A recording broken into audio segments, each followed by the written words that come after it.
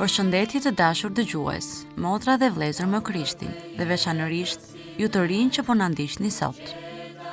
Në një botë që shpesh na mëson të mendojmë vetëm për vete, për suksesin personal, për garën dhe për përfitimin, Ungjilli na jep një mesazh krejt tjetër.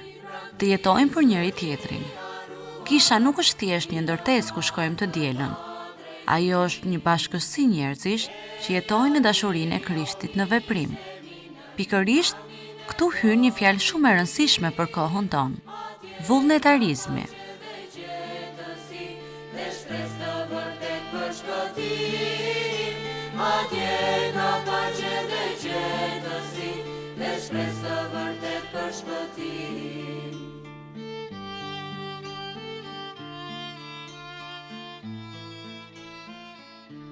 Vullnetarizmi nuk është vetëm të ndihmosh dikë për pak kohë. Në thelb, ai është një mënyrë jetese. Është kur një iri vendos të jap kohën, energjinë, talentin dhe zemrën e tij për të mirën e të tjerëve, pa kërkuar shpërblim. Shpesh të rinj pyesin: çfarë mund të bëj unë? Jam vetëm një person. Por historia e kishës na tregon diçka shumë të bukur. Shumë nga veprat më të mëdha kanë filluar nga zemra e një të riu. Në çdo komunitet, kur të rinj përfshihen, ndodh diçka shumë e veçantë. Vjen energjia, vjen kreativiteti, vjen shpresa. Kur të rinj bashkohen për të ndihmuar, për të organizuar aktivitete, për të ndihmuar të moshuarit, për të kujdesur për të varfrit, apo për të ndërtuar projekte për komunitetin, ata bën një dritë që ndriçon të gjithë shoqërinë. Kisha ortodokse gjithmonë i ka parë të rinjt si një forcë të gjallë të dashurisë së Krishtit. Jo rastësisht, shumë shenjtor kanë filluar rrugën e tyre shpirtërore që në moshë të re. Ata nuk prisnin të bëheshin të mëdhenj për të bërë mirë. Ata fillonin menjëherë, sepse Zoti nuk pyet sa vjeç je. Ai pyet sa e hapur është zemra jote. Dhe pikërisht kur të rinjt bashkohen për një qëllim të mirë, për të ndihmuar, për të shërbyer, për të krijuar, atëherë lind një komunitet i fortë. Askush nuk ndihet vetëm, askush nuk ndihet i panevojshëm. Gjej, një shembull shumë të bukur nga jeta e shenjtorëve, që do doja të referohesha, është historia e Shën Joan Mrekullibërësit, patriarku i Aleksandrisë. Ai jetoi në shekullin e 7 dhe u bë i njohur për një zemër jashtëzakonisht të mëshirshme, që kur ishte i ri, ai kishte një dëshirë të madhe për të ndihmuar njerëzit në nevojë. Kur u bë patriark, ai kërkoi nga bashkëpunëtorët e tij diçka shumë të pazakontë. Ai tha: "Shkoni në qytet dhe më sillni një listë të gjithë zotërinjve të mi." Ata u habitën dhe pyetën: "Cilat janë zotërinjt tuaj?" Ai u përgjigj: "Të varfrit, sepse përmes tyre ne mund të fitojmë mbretërinë e qiellit." Thuhet se në listë u gjetën rreth 7.000 njerëz të varfër, dhe ai u kujdes që çdo ditë të merrnin ushqim dhe ndihmë. Por ajo që është më e bukur në këtë histori është se ai nuk e bëri këtë vetëm. Ai mobilizoi shumë njerëz rreth vetes, të rinj, besimtar, vullnetar, që të shërbenin së bashku. Ata organizonin ndihma, ushqime, kujdes për të sëmurët dhe për të moshuarit. Dhe kështu, një qytet i tërë filloi të ndryshojë. Një njeri me zemër të madhe frymëzoi shumë të tjerë të bëheshin gjithashtu të mëshirshëm. Kjo është fuqia e përfshirjes. Kur një zemër ndizet, ajo ndes shumë të tjera. Të dashur të rinj, shpesh ne mendojmë se për të ndryshuar botën duhen para, pushtet ose famë. Por Krishti na tregon diçka tjetër. Ai filloi me 12 dishepujt. Ata nuk ishin të pasur, nuk ishin të fuqishëm, por kishin diçka shumë të madhe: gatishmërinë për të shërbyer. Edhe sot një grup i vogël të rinjsh mund të bëjë gjëra të jashtëzakonshme, të organizojnë ndihma për familje të nevojë, të vizitojë të moshuarit që jetojnë vetëm, të ndihmojnë aktivitetet e kishës, të organizojnë aktivitete kulturore dhe shpirtërore, të krijojnë një komunitet ku askush nuk ndihet i harruar. Kur bëjmë këto gjëra, ne nuk jemi thjesht vullnetar, por ne jemi bashkëpunëtor të dashurisë së Zotit. Në Ungjil gjejmë një nga shëmbulltyrat më të bukura që flet për përgjegjësinë dhe dhuratat që Zoti i jep çdo njeriu. Ajo quhet shëmbulltyra e talenteve. Kjo shëmbëltyrë tregon për një zotëri që do të largohej për një udhëtim të gjatë. Përpara se të nisej, ai thirri shërbëtorët e tij dhe vendosi t'u besonte pasurinë e tij. Njëri t'i dha 5 talente, një tjetri 2 dhe një tjetri 1 talent. Secilit ja dha sipas mundësisë dhe aftësisë së tij. Pastaj u nis për udhëtim.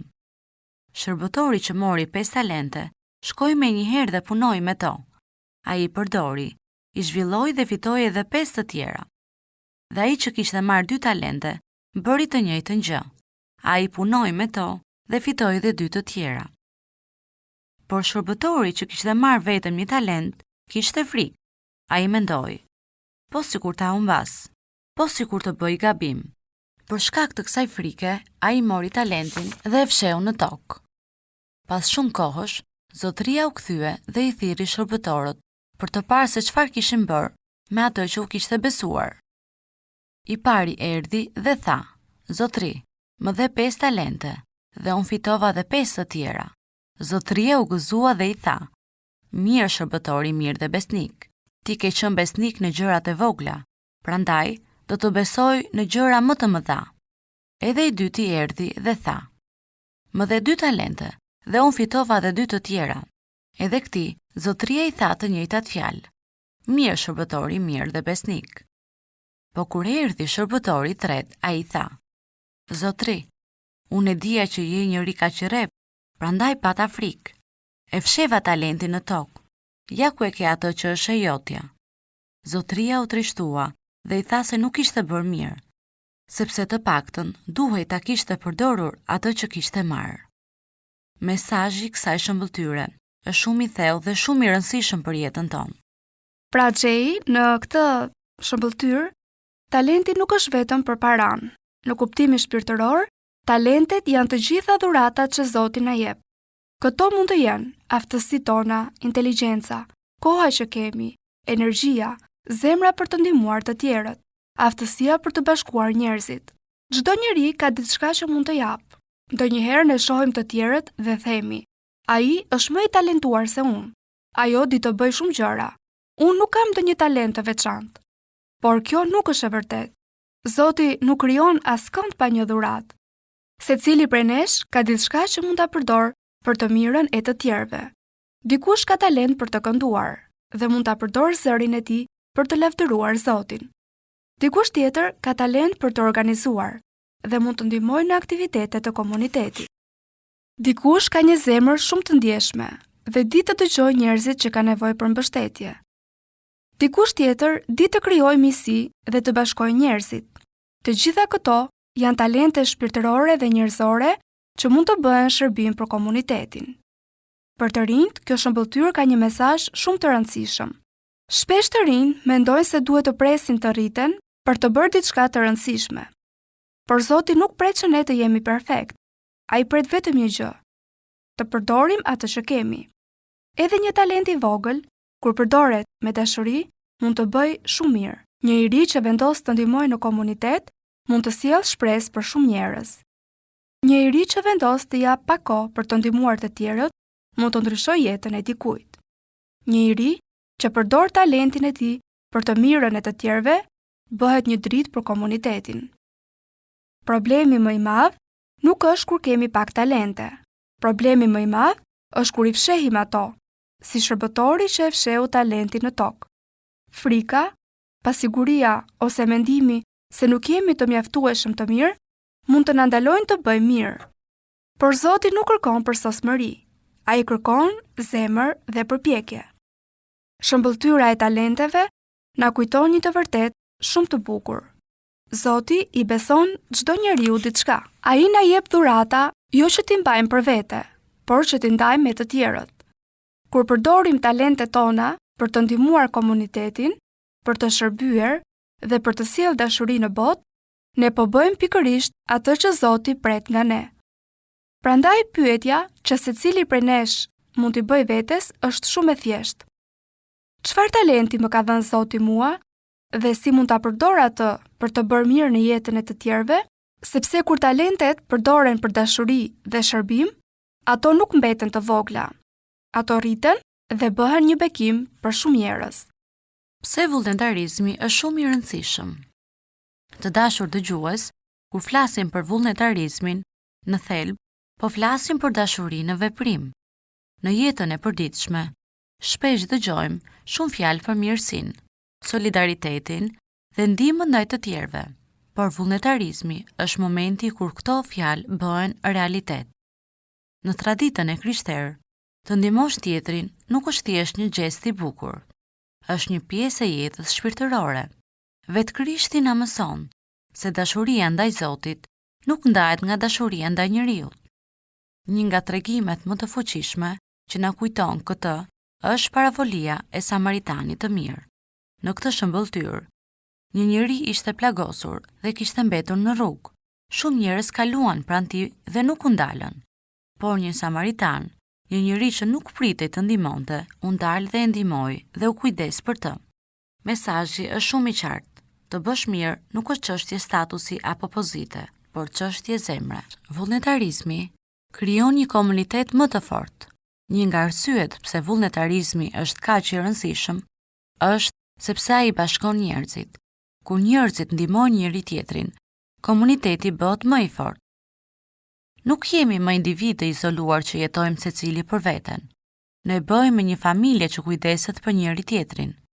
Në një komunitet ku ekziston vullnetarizmi, njerëzit ndihen më pak vetëm, të varfrit ndihen më të mbështetur, të moshuarit ndihen të respektuar, të rinjt ndihen më të vlefshëm dhe të nevojshëm. Një akt i vogël ndihme mund të krijojë një zinxhir mirësie që përhapet shumë më larg se sa mendojmë. Vullnetarizmi na ndryshon edhe ne. Kur ndihmojmë të tjerët, nuk ndryshon vetëm jeta e tyre, ndryshon edhe jeta jonë. Njeriu që shërben fillon të shoh botën ndryshe. Ai bëhet më i ndjeshëm ndaj nevojave të tjerëve, më i durueshëm, më i përulur dhe më mirënjohës. Shpesh njerëzit mendojnë se vullnetari është ai që jep, ndërsa tjetri është ai që merr. Por në realitet ndodh diçka shumë e bukur. Të dyja palët marrin bekim. Ai që ndihmon merr gëzim shpirtëror. Përvojën dhe ndjenjen e tij se jeta ka kuptim. Pra, të rinjt kanë një rol shumë të veçantë në këtë drejtim. Ata kanë energji, kreativitet dhe guxim për të bërë gjëra të reja. Kur të rinjt përfshihen në vullnetarizëm, ata mësojnë të punojnë së bashku, krijojnë miqësi të forta, zhvillojnë aftësi për jetën dhe mbi të gjitha mësojnë të jetojnë sipas vlerave të Ungjillit. Një i ri që përfshihet në shërbim për të tjerët, fillon të kuptojë se jeta nuk është vetëm për të marrë, por edhe për të dhënë. Një hap i vogël mund të bëjë ndryshim të madh. Ndonjëherë njerëzit mendojnë se për të bërë mirë duhet të bëjnë diçka shumë të madhe. Por në realitet, shumica e ndryshimeve fillojnë me gjëra shumë të vogla. Një vizitë tek një i moshuar që jeton vetëm, një ndihmë për një familje në nevojë, një aktivitet për komunitetin, një moment kur dëgjon dikë që ka nevojë për mbështetje. Këto gjëra mund të duken të vogla, por për dikë tjetër mund të jenë shumë të mëdha. Prandaj vullnetarizmi është kaq i rëndësishëm. Ai nuk është vetëm një aktivitet social. Ai është një mënyrë për të jetuar dashurinë që Krishti na mëson. Kur ndihmojmë të tjerët, kur japim pak nga koha dhe zemra jon për dikën në nevojë, ne po bëjmë diçka shumë të bukur. Po e bëjmë botën pak më të mirë dhe pak më të ngrohtë. Dhe ndoshta në fund të ditës, kjo është një nga gjërat më të rëndësishme që mund të bëjë një njeri, sepse bota ndryshon jo nga gjërat e mëdha që bëjnë pak njerëz, por nga gjërat e vogla që bëjnë shumë zemra të mira. Të dashur dëgjues, në historinë e kishës ortodokse, ka shumë shenjtorë që na mësojnë me jetën e tyre se çfarë do të thotë të jetosh për të tjerët. Një nga këta është dhe Shën Vasili, një nga etrit më të mëdhenj të kishës. Ai jetoi në shekullin e 4 dhe ishte një njeri me shumë njohuri dhe mençuri. Ai mund të kishte zgjedhur një jetë të rehatshme dhe të qetë, sepse ishte shumë i arsimuar dhe vinte nga një familje e njohur. Por ai zgjodhi një rrugë tjetër, të jetonte për të ndihmuar të tjerët. Në këtë kohë kishte shumë njerëz të varfër, të sëmurë dhe të braktisur. Shumë prej tyre nuk kishin as ushqim, as vend ku të shkonin. Kur Shën Vasili u bë peshkop, ai vendosi të bëjë diçka që për në atë kohë ishte shumë e jashtëzakonshme. Ai ndërtoi një vend të madh ndihme për njerëzit në nevojë, që më vonë u quajt Vasiliada. Ky ishte një kompleks kur njerëzit e varfër mund të gjenin ushqim, të sëmurët të merrnin kujdes dhe të pastrehët mund të kishin një vend për të jetuar. Në këtë vend kishte shtëpi për të varfrit, vend për të sëmurët, ndihmë për udhëtarët dhe njerëzit që kujdeseshin për ata që kishin nevojë. Në një farë mënyre, kjo ishte si një nga qendrat e para të mëdha të ndihmës sociale në historinë e krishterimit. Por ajo që është më e bukura në këtë histori është se Shën Vasili nuk e bëri këtë vetëm. Ai frymësoi shumë njerëz të tjerë që të bashkoheshin dhe të ndihmonin. Shumë të rinj, shumë besimtar dhe shumë njerëz të zakonshëm u përfshin për të shërbyer. Ai u mësonte njerëzve një gjë shumë të rëndësishme. Pasuria dhe dhuratat që kemi nuk janë vetëm për ne, por janë për të ndihmuar edhe të tjerët. Ai thoshte shpesh se buka që ne mbajmë tepër në shtëpi mund të jetë buka që i mungon një të varfri. Historia e Shën Vasilit të Madh na kujton se dashuria për të tjerët nuk është vetëm një ide, por një veprim konkret. Ai na mëson se çdo komunitet mund të bëhet më i mirë kur njerëzit bashkohen për të ndihmuar njëri tjetrin. Dhe shumë herë janë pikërisht të rinjt ata që sjellin energjinë dhe dëshirën për të bërë mirë. Edhe sot, në komunitetet tona, ne mund të bëjmë diçka të ngjashme në mënyrat tona, duke ndihmuar të varfrit, duke qëndruar pranë të moshuarve, duke u përfshirë në aktivitete të kishës, duke përdorur talentet tona për të mirën e komunitetit. Ndoshta nuk mund të ndërtojmë qytete të tjera ndihme si Shën Vasili, por mund të ndërtojmë diçka shumë të rëndësishme, një komunitet ku askush nuk dihet i harruar.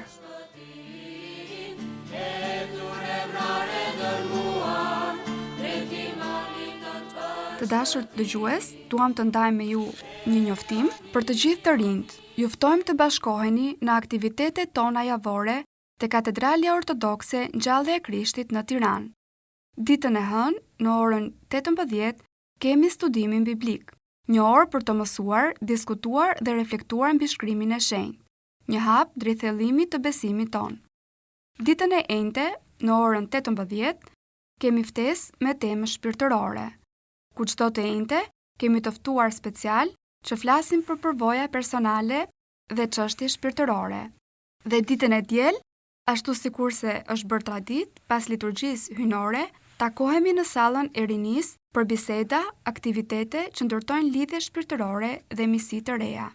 Të gjithë të rinj janë të mirëpritur. Mos u humbisni mundësinë për të rritur besimin dhe për të njohur miq të rinj. Të dashur dëgjues, faleminderit që ishit bashkë me ne sot. Miru dëgjofshim në emisionin e radhës. Mirupafshim.